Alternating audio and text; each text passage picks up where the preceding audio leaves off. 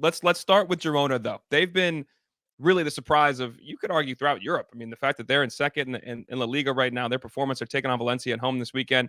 Rob, when you look at this start, do you think they're capable of maintaining this and maybe finding themselves in a Champions League spot when we look at May? Truthfully, probably not. A lot of people over here are liking them to Leicester City when they had that great run in the English Premier League a few years ago, when people were daring to dream and nobody thought they could keep it going.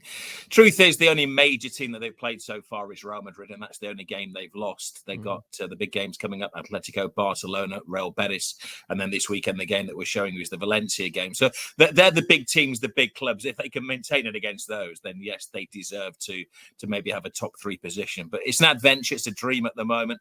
Last year, they finished in the top 10. It's a small town of 98,000 people. So they're exceeding all expectations. They're playing good football. It's a wonderful story. Leading scorers in La Liga as well. But can they keep it up? Probably no.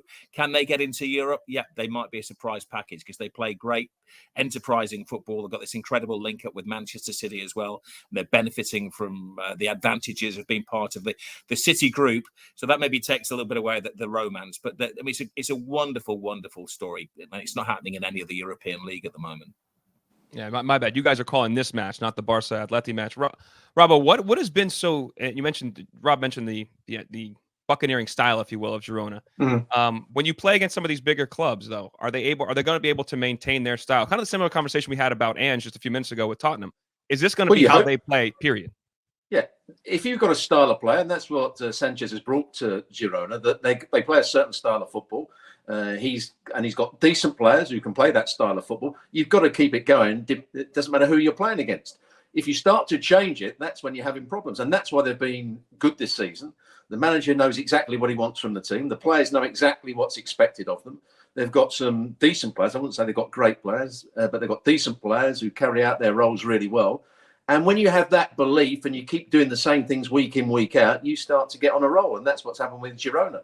You know, they might struggle against the likes of Real Madrid, as they already did. And they might struggle against Atleti. They might struggle against Barcelona, but they'll certainly give them games at the moment. So they're a good side who deserve to be where they are. And I'm sure they're going to carry it on right through the season.